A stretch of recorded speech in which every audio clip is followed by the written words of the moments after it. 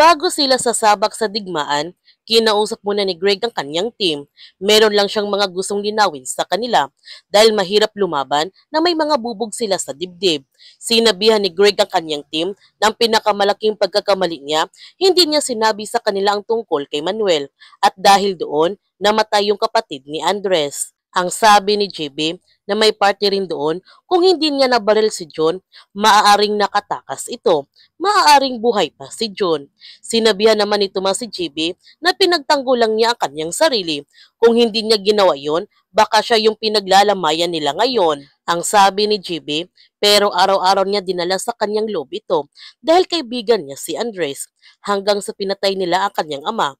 Kaya ngayon, hindi lang siya kontraktualista, isa lang siyang taong maghihiganti para sa hustisya. Humingi ng pasensya si Tomas kay Andres.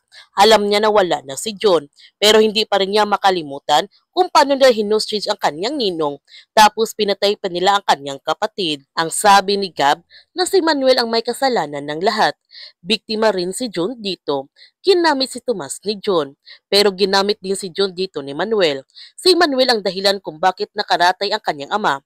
Hindi nga niya alam kung magigising pa ito.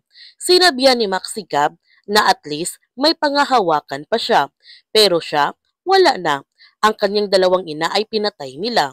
Wala naman silang kinalaman dito. Ang sabi ni Miguel, buti ligtas ang kanyang mag-ina. Dapat kasama niya ito ngayon.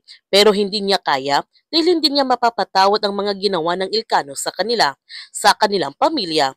Dahil ang sugat nila, sugat din niya. Ang sakit nila ay sakit rin niya. Yung laban nila, laban rin niya. Hindi lang sila basta team, pamilya sila. Klase ng pamilya na hindi nila kayang sirain. Yun sila. Sinabi naman ni Andres, nung nawala ang kanyang kapatid, nilamon siya ng galit. Kaya bumalik siya sa dating niyang buhay. Tinalikuran niya ang lahat para makapagsimula ulit. Yun ang gusto na kanyang lola. Pero nandito siya ngayon, kasama nila. Ngayon hindi siya lalaban para sa kanyang sarili.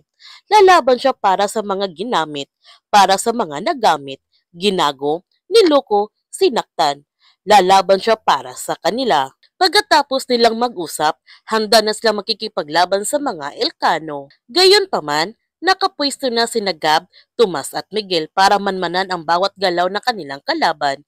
At nakita nga nila rito ang mga batang nawawala.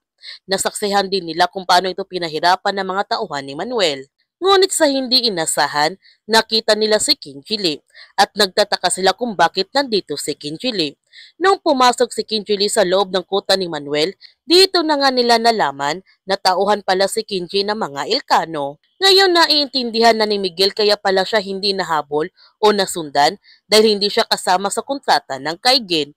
Gusto sana tapusin ni Tomas si Kinji, ngunit pinigilan siya ni Miguel dahil kapag ginawa niya ito, makukompromiso niya yung misyon. Kaya huwag natin palalapasin ang kapanapanabik ng mga tagpo sa incognito.